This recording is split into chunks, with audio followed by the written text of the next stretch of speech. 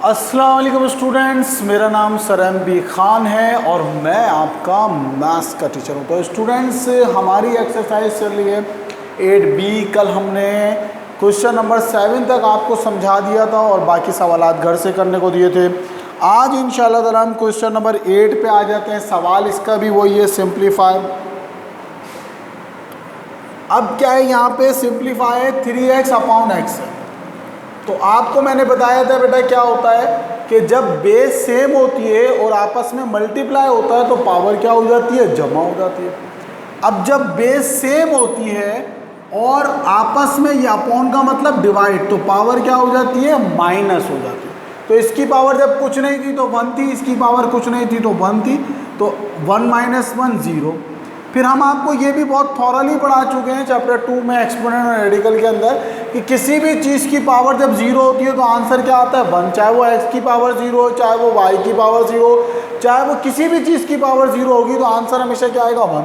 3 1 3। सही, कोई मसला। अब क्वेश्चन नंबर 2 3 बुड़ो क्वेश्चन नंबर 4 कराऊंगा मैं। क्वेश्चन नंबर 4 कराते हैं।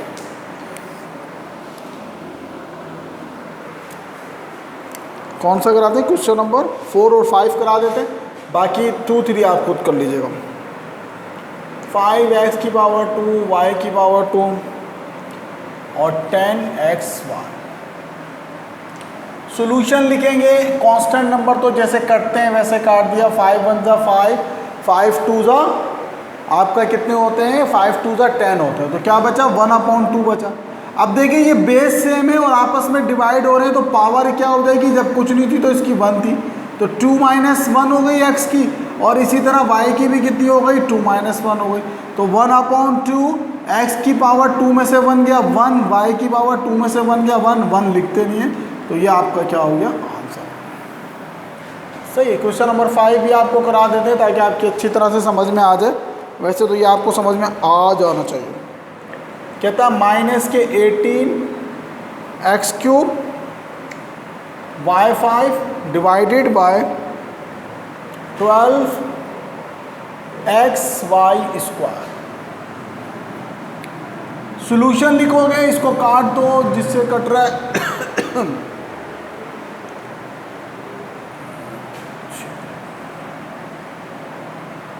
6 से कट रहा है, 6 2 ज़ा 12, 6 3 ज़ा 18। तो क्या बचा, -3/2 बच गया। अब यहाँ पे देखें x की पावर कितनी है, 3 है, और यहाँ पे क्या है, 1 है। जब कुछ नहीं है तो इसका मतलब है 1 है। तो क्या हो गया, 3 - 1 क्योंकि डिवाइड हो रहा था। इसी तरह यहाँ पे y की क्या हो गई, 5 - 2। तो कितना हो गया, -3/2, x की पावर 3 में से 1 गए 2, y की पावर 5 में से 2 गए, कितने बचे आपके, 3। And this is your answer. तो क्वेश्चन नंबर 8 भी अल्हम्दुलिल्लाह मुकम्मल हो गया। सही ना। क्वेश्चन नंबर 9 आज करेंगे, फिर क्वेश्चन नंबर 10 कल करें। सही समझ में आ गया। मैं ज़रा देखूं आपको सही से नज़र आ रहा है या नहीं आ रहा। हाँ, नज़र तो सही आ रहा है आपको। सही, चले।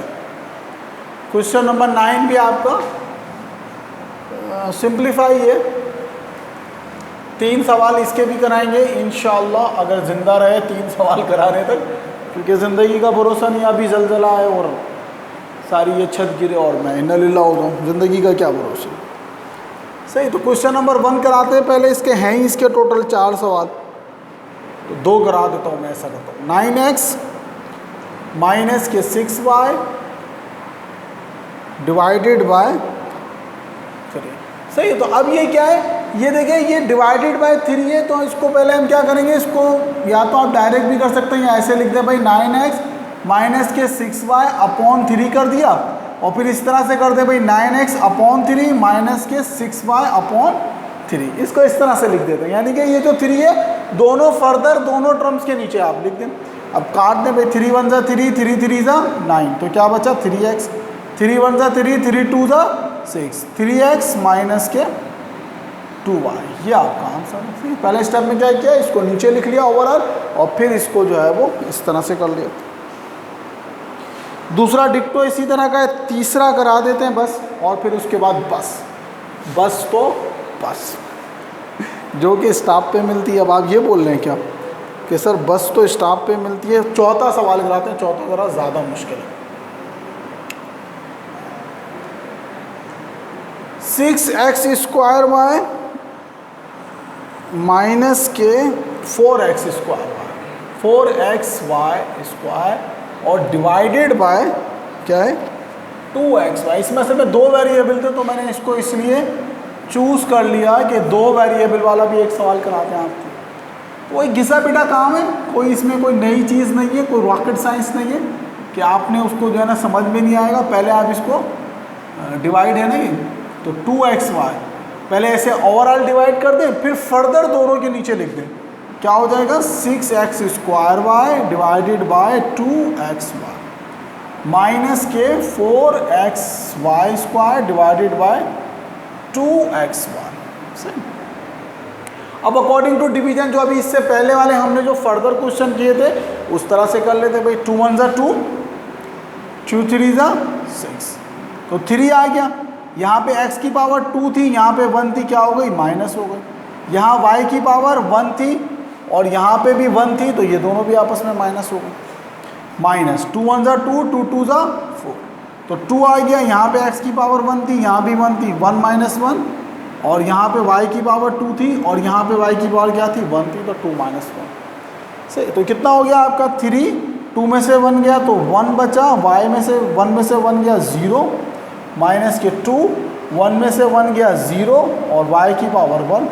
अब 1 तो लिखते नहीं है 3x, और y की पावर 0 का मतलब क्या होता है 1, तो 1 तो लिखेंगे नहीं। माइनस इसी तरह 2 मल्टीप्लाई बाय 1, x की पावर 0 का मतलब 1, 1 लिखेंगे नहीं, क्या बचेगा, और y की पावर 1 ये आ जाएगा 3x - 2y। तो मुझे उम्मीद है कि आज का जो लेक्चर है बस इसको इतना ही रखते हैं। 8 के 5 सवाल हैं और 9 के 4 सवाल हैं। मैं तो एक दिन में सारे करा दूँ, मगर वही बात है एक दिन में 9 सवाल आप कर लें तो ये आपकी सेहत के लिए काफ़ी है। सही स्टूडेंट, तो मुझे उम्मीद है कि आपको समझ में आएगा। होमवर्क अपना चेक कर ले भाई, आपका होमवर्क क्या है, होमवर्क चेक कर लें। Question number 8 and question number 9, बस इतना सा होमवर्क है। टोटल इसके 10 11 या 9 सवाल हैं। सही, अब मैं बुक नहीं खोल रहा दोबारा से। तो मुझे उम्मीद है कि आपको मेरा आज का लेक्चर समझ में आया होगा। अपना बहुत ज़्यादा ख्याल रखिएगा। अल्लाह हाफिज़।